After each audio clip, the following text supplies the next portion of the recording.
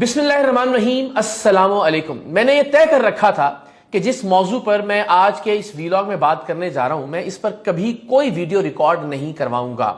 लेकिन बदकिस्मती से बहुत दुखी दिल के साथ आज मैं मजबूर हूं कि इस मौजू पर आपसे कुछ बात करूं, क्योंकि कुछ शख्सियात के साथ आपका ताल्लुक इतना एहतराम का, इतनी इज्जत का, इतनी मोहब्बत का होता है कि आप उसके दुख, गम या तकलीफ पर सोशल मीडिया में बात करके, उनके खानदान की तकलीफ और गम पर सोशल मीडिया पे बात करके ये तासुर नहीं देना चाहते कि शायद आप उस शख्सियत या उनकी फैमिली के गम और तकलीफ को सोशल मीडिया पर किसी भी तरह से इस्तेमाल कर रहे हैं, चाहे वो अपने व्यूज के लिए है, चाहे अपनी तशहीर के लिए।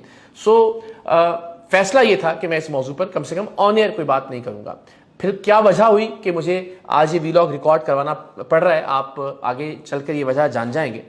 दो ख्वाब मौलाना तारिक जमील साहब ने अपने साहिबजादे आसिम जमील साहब की नागहानी वफात के बाद उनकी कुल खानी पर लोगों से खिताब करते हुए लोगं को सुनाए, और वो ख्वाब इस वक्त जेर बहस हैं।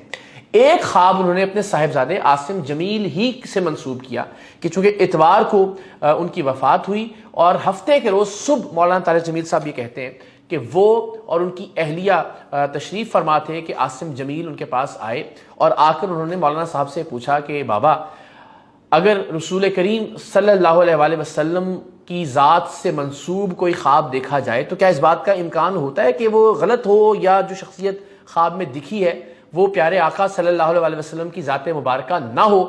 तो मौलाना साहब ने फरमाया कि नहीं, नबी करीम सल्लल्लाहु अलैहि वसल्लम की ज़ात से मुतल्लिक़ जो भी ख्वाब हो वो दुरुस्त हुआ करता है। तो फिर आसिम जमील साहब ने अपना ख्वाब सुनाया कि आप नमाज पढ़ रहे हैं और मैं उड़ता हुआ वहां आया हूं और आपने मुझे ये तलकीन की है कि आप आओ और नमाज में शामिल हो जाओ। तो आसिम जमील ने कहा कि बाबा, मैं तो फौत हो चुका हूं, मैं तो अब इस दुनिया में नहीं हूं और मुझ पर नमाज फ़र्ज नहीं रही। फिर मौलाना तारिक जमील साहब ने उस खिताब में बताया कि आसिम जमील मरहूम के बकौल मंजर तब्दील होता है, और उन्होंने ये बयान किया कि उन्होंने नबी करीम सल्लल्लाहु अलैहि वसल्लम को अपने ख्वाब में देखा। वो एक गाव तकिए पर, जाए नमाज पर मौजूद थे, गाव तकिए से टेक लगाकर, और उन्होंने आसिम जमील साहब से कहा कि अल्लाह से मुलाकात होगी या नहीं ये देखना है, क्योंकि आसिम जमील अपनी सारी ज़िंदगी अल्लाह से मुलाकात के ख्वाहां रहे हैं। सो ये एक ख्वाब उन्होंने उसमें बताया, और एक और ख्वाब उन्होंने मंसूब किया पेशावर के एक मौलाना साहब से। उन्होंने कहा कि एक बहुत ही गरीब मौलाना है, उनसे मेरी कोई एक आध मुलाकात है। उन्होंने ये पैगाम भिजवाया तारिक जमील साहब को कि उन्हें ख्वाब में आसिम जमील दिखाई दिए नबी करीम सल्लल्लाहु अलैहि वसल्लम के साथ। उन मौलवी साहब का जिनका ताल्लुक पेशावर से है, उनका ये कहना था कि वो रोजाना 1 लाख दुरूद पाक पढ़ते हैं, और इसी बुनियाद पर उन्हें मुतअद्दिद मरतबा प्यारे आका सल्लल्लाहु अलैहि वसल्लम की ज़ियारत नसीब हुई है। और हालिया जो ज़ियारत थी उसमें आसिम जमील भी उनके हमराह मौजूद थे, और वो ये बता रहे थे कि मेरे बाबा को ये पैगाम दे दें कि एक पागल जिसकी मैं खिदमत करता था, जिससे मैं मोहब्बत करता था, अल्लाह ताला की ज़ात ने उसके नतीजे में मेरे तमाम गुनाह माफ़ कर दिए, मुझे अपना दीदार भी करवाया है, और ज़ाहिर है नबी रहमत सल्लल्लाहु अलैहि वसल्लम की कुर्बत भी मुझे नसीब हुई है। उस पागल से मुतल्लिक मौलाना तारिक जमील साहब ने अपने बयान में बताया कि वो जो लोहार बरादरी है उनका बेटा है और फातिरुल अक्ल है, मुकम्मल तौर पर ज़हनी जो उसका तवाज़ुन है वो उसने खो दिया है। लेकिन आसिम जमील उसके गंदे कपड़ों के बावजूद, उसकी बुरी हालत के बावजूद अपनी नई फॉर्चूनर गाड़ी में उसको अपने साथ बिठाया करते थे, उसका ख्याल रखा करते थे। फिर मौलाना तारिक जमील साहब ने यह भी बताया अपने उस खिताब में कि वो पागल रात 10 बजे एक फैमिली के मेंबर ने उसे आसिम जमील साहब की कब्र पर बैठे हुए देखा और वो उनको याद कर रहा था, और वो उस पागल के साथ आसिम जमील साहब बड़ी शफकत से पेश आते थे, बड़ी मोहब्बत से पेश आते थे। आसिम जमील के कज़न ने भी और मौलाना ने बताया कि वहां चूंकि जमींदारों का, नौकरों का एक रियाया और सरदार वाला ताल्लुक है, लेकिन आसिम जमील उन्हीं के बर्तनों में खाना खाया करते थे, उन्हीं के साथ बैठा करते थे, और ऐसे ही लोगों के साथ शफकत और मोहब्बत का इजहार करते थे। और वैसे उस पागल की वजह से, जो कि किसी का नाम नहीं जानता था, लेकिन आसिम जमील साहब को मियाँ मियाँ कहकर मुखातब किया करता था और उनसे प्यार करता था, और वही प्यार आसिम जमील भी उनसे करते थे। तो आसिम जमील साहब जिन मौलाना साहब के ख्वाब में आए, पेशावर के जिन मौलवी साहब के, उन्होंने ये पैगाम मौलाना तारिक जमील साहब तक पहुंचाया कि आसिम जमील की मग़फ़रत का बायस बना है वो मोहब्बत, वो प्यार जो वो उस पागल से किया करते थे। अब इसको लेकर बहुत सारे लोग तनकीद कर रहे हैं। कुछ लोग ये कह रहे हैं कि ये वो मौका नहीं था कि जहां मौलाना साहब को किसी ऐसे ख्वाब को बयान करने की ज़रूरत थी। जो मेरी फहम है दीन की, वो हमने यही सीखा कि जो इस दुनिया से चला जाए उसकी अच्छी बातों को याद करना चाहिए, और मौलाना ने भी बेअन ही यही किया अपने खिताब में। अपने साहिबजादे की जो अल्लाह और अल्लाह के प्यारे रसूल सल्लल्लाहु अलैहि वसल्लम से मोहब्बत है उसका जिक्र किया। उन्होंने बताया कि मुझे कहा करते थे कि मेरे लिए दुआ कीजिए कि मुझे मौत आए और मैं अल्लाह ताला के पास जाऊं, अल्लाह ताला से मुलाकात करूं, मुझे अल्लाह ताला से बातें करनी है। साथ ही साथ उन्होंने ये भी बताया कि जब वो बच्चों के सामने बैठकर अल्लाह और अल्लाह के रसूल का जिक्र किया करते थे तो अक्सर आसिम जमील बेहोश हो जाया करते थे। यानी वो इतनी जज्बाती वाबस्तगी रखते थे अल्लाह और अल्लाह के रसूल सल्लल्लाहु अलैहि वसल्लम के नाम मुबारक से कि वो उनका जिक्र उस दौरान उनकी हालत गैर हो जाया करती थी। ये तो एक दीनी पहलू था कि वो चाहते थे कि वो जल्द से जल्द अल्लाह से मुलाकात करें, अल्लाह से बात करें।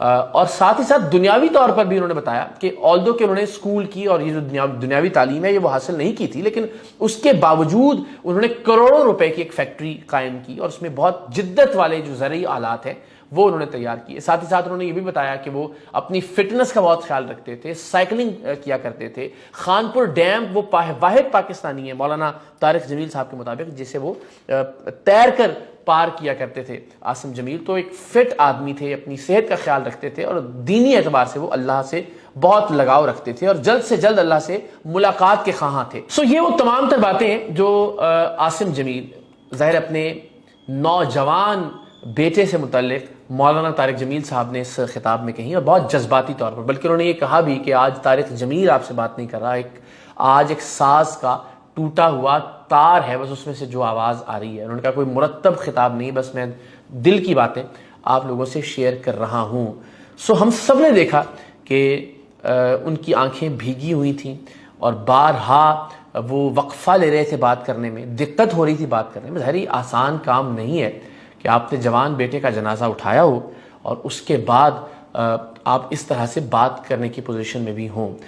मेरी आप सब से ये दरख्वास्त, ये इल्तमास, ये रिक्वेस्ट है कि प्लीज़ ऐसे मौक़ों को जाने दीजिए।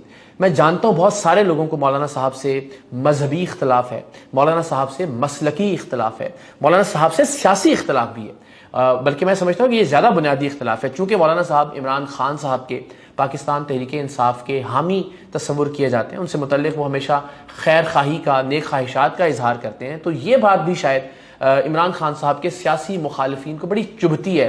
और यही वजह है कि मौलाना तारिक जमील साहब के जवान साहिबजादे की मौत को लेकर भी तनकीद का सिलसिला बंद नहीं किया जा रहा। तो मैं हाथ बांध कर आप सबसे रिक्वेस्ट करता हूं कि एक बाप का जवान बेटा इस दुनिया से चला गया है, एक ज़ईफ बाप ने अपने जवान बेटे के जनाजे को कंधा दिया है। खुदा के वास्ते अपने सियासी इख्तलाफात को या सियासी नफरतों को इस मामले में न लेके आए। और ये पहला मौका नहीं है कि जब मौलाना तारिक जमील खाम खा की तनकीद का निशाना बने। इससे पहले वो एक लेमुजीन में बैठने की उनकी तस्वीर थी जो सामने आई और उस पर लोगों ने तनकीद की। हम सब जानते हैं एक बड़े जमींदार घराने से मौलाना तारिक जमील साहब का ताल्लुक है और ज़ाहिर वो खुद भी ऐसी चीज़ें अफोर्ड कर सकते हैं, लेकिन वो पाकिस्तान के बाहर एक मुल्क की तस्वीर थी कि जहाँ एक लिमोजीन में उनको बिठाया जा रहा था। हम जैसा खाकसार भी जब कहीं जाता है तो वहाँ भी लोग बेहतरीन गाड़ियों में रिसीव करते हैं, तो ये उन लोगों का प्यार होता है। तो आप ज़ाहिर इनकार तो नहीं कर सकते कि आप लिमोजीन ले जाएं, मैं पीछे टैक्सी में आऊँगा।